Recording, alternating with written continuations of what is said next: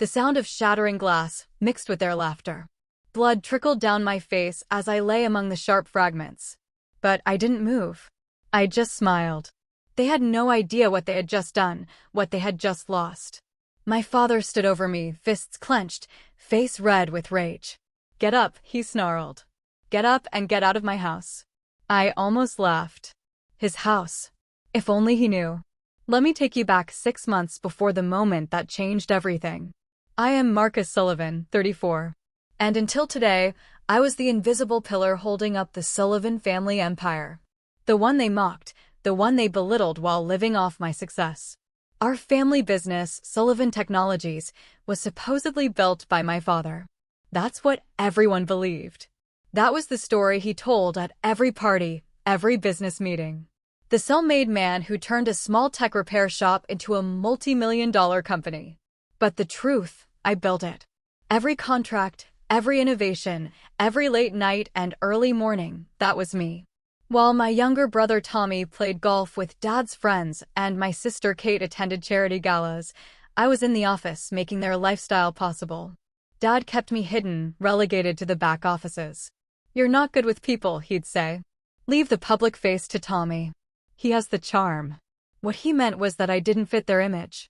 I wasn't polished enough, wasn't smooth enough.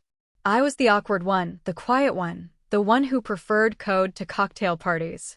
But I was also the one who tripled our revenue in 5 years, the one who modernized our systems, who saw the future of tech and steered us toward it. Not that anyone knew. My name wasn't on any documents officially. I was just a technical consultant. That changed 6 months ago. I was working late as usual when I discovered something in our financial records. Discrepancies, large ones, money moving where it shouldn't, accounts being drained and refilled. At first, I thought it was a mistake, maybe a glitch in our system. It wasn't. My father and Tommy had been embezzling funds, millions of dollars, routing them through shell companies. They were bleeding the company dry, preparing for something big. I dug deeper, tracked every transaction, every document. That's when I found the real plan. They were going to sell the company, not to grow it, not to expand, but to strip it and sell it for parts. The jobs of hundreds of employees, the legacy we built, were going to be sacrificed for a quick payday. I couldn't let that happen. But confronting them would be useless. I'd tried that before. Tried to point out problems, suggest improvements. They'd just laugh, pat my head like I was still 12, and tell me to stick to my computers. So I made a plan.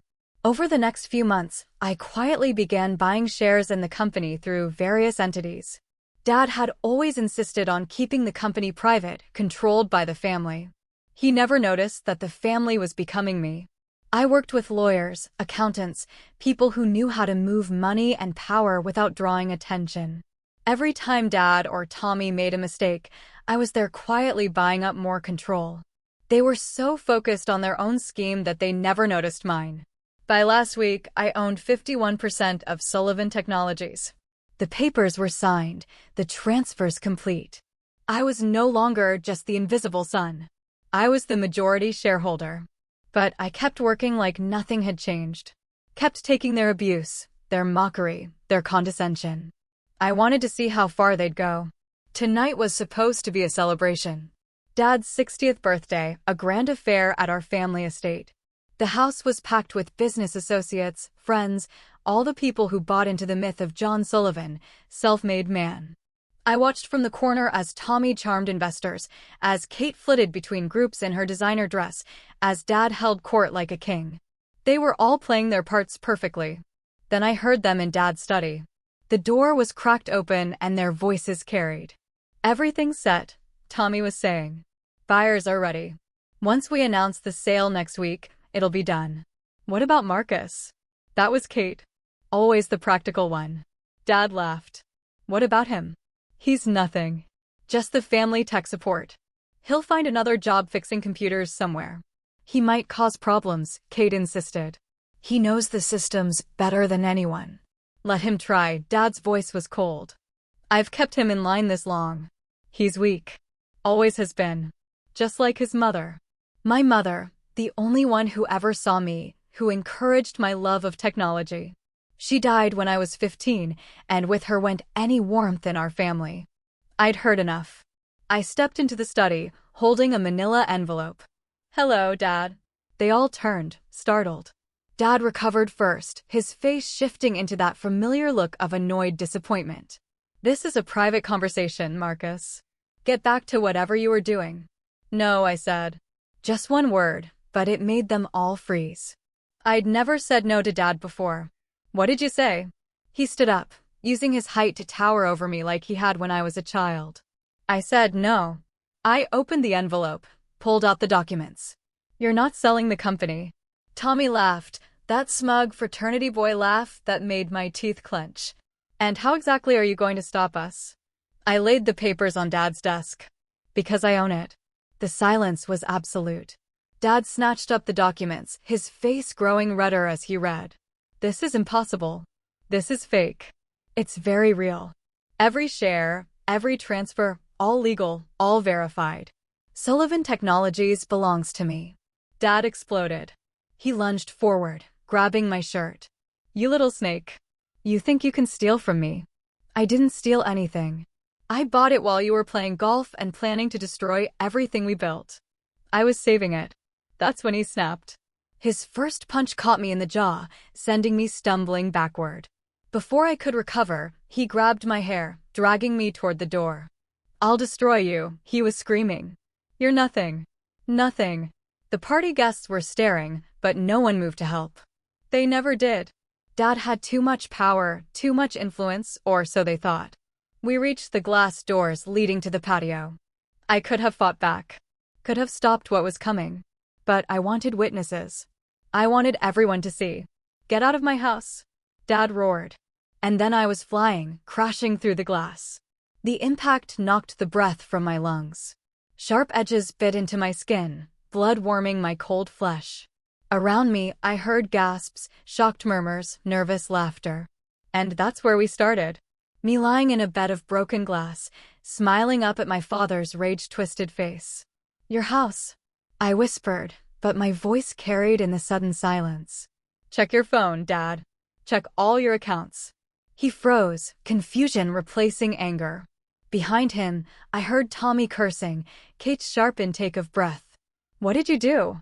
I sat up slowly, glass tinkling around me. "I didn't just buy the company. I bought everything.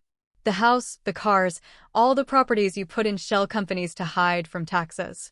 As of an hour ago, it all belongs to me." Someone in the crowd had their phone out, filming. "Perfect." "You're lying," Dad sputtered, but his hand was already pulling out his phone. I stood, blood dripping onto my once pristine suit. "The only thing I'm guilty of is waiting too long to stop you. Letting you abuse me, mock me, treat me like nothing while I built your precious empire." Tommy tried to step forward, but I held up my hand. "Don't bother. Your accounts are already frozen. The evidence of your embezzlement has been sent to the SEC. They're very interested in speaking with both of you." The crowd was deathly quiet now. These people who had laughed at Dad's jokes, who had ignored his cruelty, were watching his world crumble in real time. "You can't do this," Dad whispered, his phone displaying notifications of accounts being closed, properties being transferred. I already did. I straightened my tie, picked a piece of glass from my sleeve. "You have until morning to get out. All of you. Pack what you can prove you bought with legitimate funds, which isn't much." Kate stepped forward, tears in her eyes. "Marcus, please. We're family." "Family?" I laughed, and the sound echoed in the silent room. "Family doesn't do what you did. Family doesn't treat people like dirt while stealing from them." I turned to address the crowd. "Ladies and gentlemen, I apologize for the drama, but I thought you should all see the real John Sullivan, the man who would throw his own son through a glass door for daring to stop him from destroying hundreds of lives." Phones were out everywhere now. Tomorrow, this would be all over social media. The mighty John Sullivan exposed. "Security will show you all out," I said calmly. "The party's over."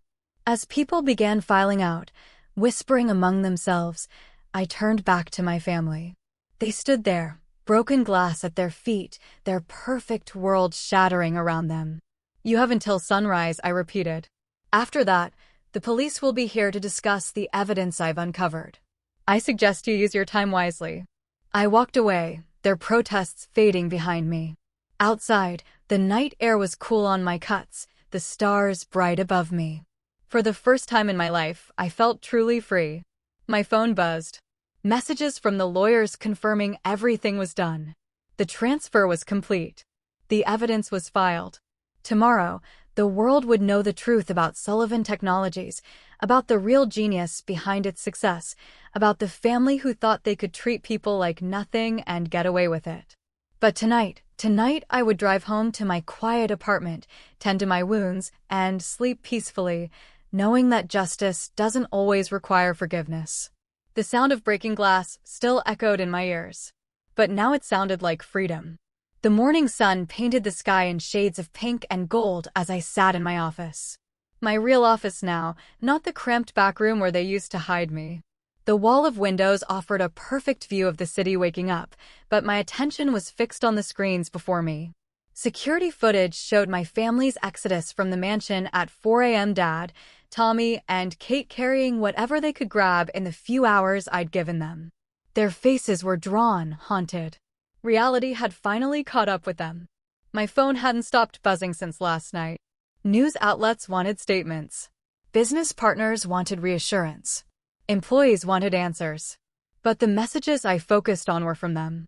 Dad, you'll regret this. No one betrays family. Tommy, you think you've won. Watch your back.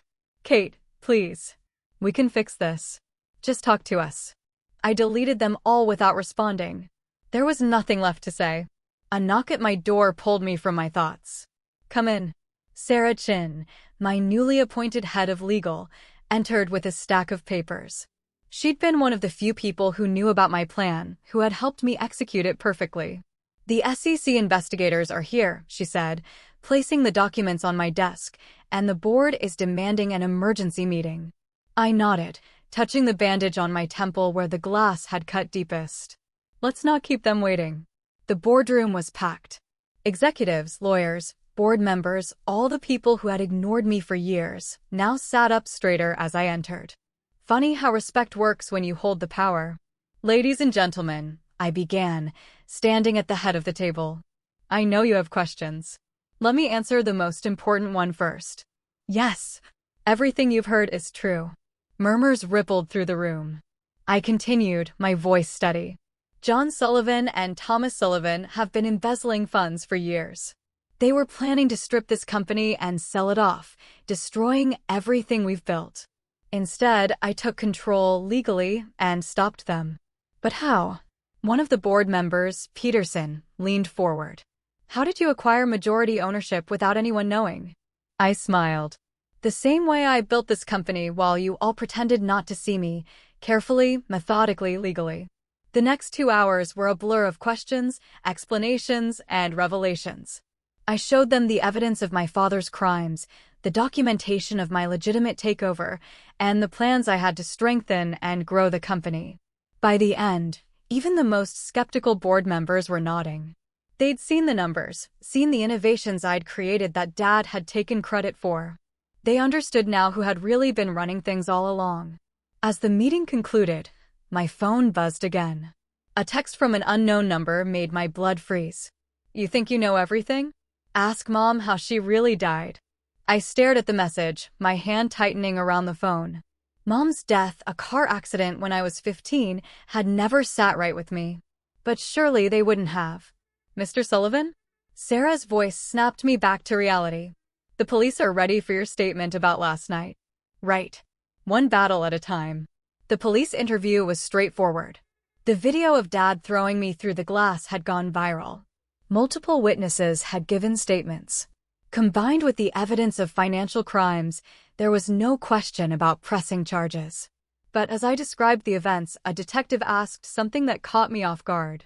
Mr. Sullivan, we found something interesting while investigating your father's records. There's a sealed file from 15 years ago regarding your mother's accident. My heart stopped. What kind of file? Insurance investigation. Never completed. The investigator disappeared halfway through the case. The text message flashed in my mind. Ask Mom how she really died. I want to see that file, I said quietly. It'll take some time to unseal it, the detective warned. Whatever it takes, my voice was still. If there's more to my mother's death, I need to know. Back in my office, I sat in the growing darkness, thinking about Mom. She had been different from the rest of them. Kind, genuine, encouraging. She saw my potential when everyone else saw a misfit. The night she died, she had called me, excited about something she'd discovered. Everything's going to change, she'd said. The truth is going to come out. She never made it home to tell me what she'd found. Another message lit up my phone. Kate this time. Mom knew too much. Just like you. Don't make her mistake.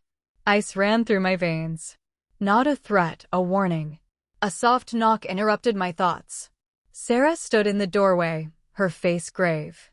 Marcus, you need to see this. She placed a folder on my desk. It was in your father's private safe. The cleaning crew found it while clearing out his office. Inside was a single photograph. Mom sitting at Dad's desk, holding what looked like financial documents. The timestamp showed it was taken the night she died. There's more, Sarah said quietly. The SEC found irregularities dating back to that time. Massive transfers, deleted records. They killed her, I whispered, the truth hitting me like physical pain. She found out what they were doing and they... Sarah touched my shoulder gently. What do you want to do? I stood, staring out at the city lights. Mom had died trying to expose their crimes. She had died protecting me. They must have threatened me to keep her quiet. Get me everything, I said, my voice hard. Every record, every document from that time. And call the detective back. Tell him I know where to start looking for his missing investigator. The truth about Mom's death had been buried for 15 years, but I had power now, resources, and most importantly, I had nothing left to lose. They thought throwing me through a glass door would break me, I said, touching my healing cuts. But they forgot one thing. What's that? Sarah asked. I'm my mother's son, and she taught me to never back down from the truth. As night fell over the city, I began to plan. They hadn't just stolen my childhood, my dignity, my place in the family. They had stolen my mother. And for that, there would be no mercy. The real war was just beginning. The truth has a weight to it. A physical presence that settles in your chest and changes how you breathe, how you move, how you see the world. The truth about Mom's death sat like lead in my stomach. As I pored over the old files, 3 days had passed since the glass door incident. The media storm had intensified. Everyone wanted to know about the tech heir who had outmaneuvered his own family. But I was focused on something deeper, darker. Marcus. Sarah's voice pulled me from my thoughts. She stood in my office doorway holding a thick manila envelope. The forensic accountants found something. The envelope contained bank statements from 15 years ago, the night Mom died. $3 million had been transferred to an offshore account. The account holder's name made my blood run cold. Michael Porter, the private investigator who had disappeared while investigating Mom's accident.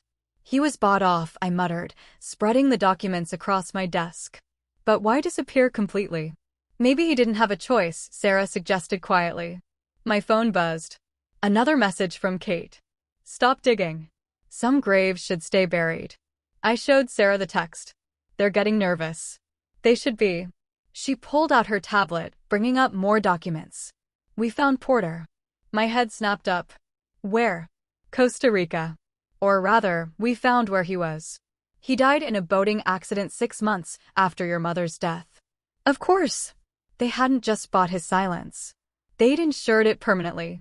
A knock at my door made us both turn. Detective Martinez stood there, looking grave. Mr. Sullivan. We unsealed the file. He placed a weathered folder on my desk. You need to see this. Inside were crime scene photos from Mom's accident, but they weren't what I remembered seeing. These showed something different. Skid marks indicating a second vehicle, paint transfer that had never been mentioned in the official report. It wasn't an accident, Martinez said quietly. Your mother's car was forced off the road. The room seemed to tilt. I gripped the edge of my desk, steadying myself. There's more, he continued. We found trace evidence of a second vehicle. A black SUV registered to Thomas Sullivan. My brother. Tommy. Martinez nodded. The case was buried before the evidence could be processed. Your father had friends in high places back then. Tommy, my own brother, had. I couldn't even finish the thought. My phone buzzed again. Dad, this time. You were always too much like her. Always had to know everything. Don't make me solve this problem the same way. Something in me snapped. The last thread of restraint, of familial loyalty, broke. Sarah, get me everything we have on Tommy's movements that night. Security footage, credit card records, anything. She nodded, already typing on her tablet. Detective, I turned to Martinez. I want to reopen the case officially. It won't be easy, he warned. Statute of limitations doesn't apply to murder, I cut in. And I have new evidence. I pulled out my laptop, bringing up files I'd discovered in the company's archive servers. Emails between Dad and Tommy from the night Mom died. Cryptic messages about handling the situation and protecting the family. There's more, Sarah added. The company's old security system kept backup tapes. We found footage from that night. Your mother in the office, discovering something. Then Tommy following her when she left. Martinez studied the footage, his expression hardening. This changes everything. As they worked, I sat back, memories flooding my mind. Mom's last phone call. Her excitement about whatever she'd discovered. The way Dad had seemed almost relieved at her funeral. My phone buzzed one more time. Kate again.